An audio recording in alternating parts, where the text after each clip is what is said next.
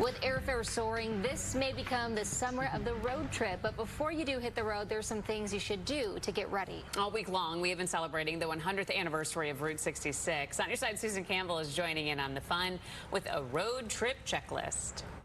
The very first thing, do you have a good first aid kit in your car? If you're road tripping, you need one and some extra water just in case you get stuck somewhere.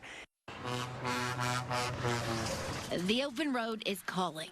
So I think this summer is definitely the summer of the road trip. RV Share's Maddie Bergeret says budget-conscious travelers have lots of options nearby. On average, people travel about 300 miles from home. So we asked Dave Martin from Martin's Auto Repair to help us with a road trip checklist before we hit the road. First up, check the battery. Make sure connections are tight and corrosion-free.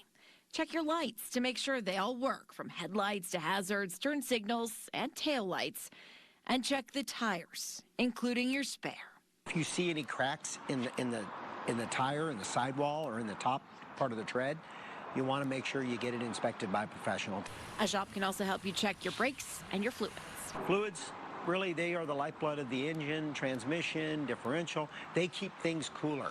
If you have good, clean oil in your engine, the engine's going to run a little cooler.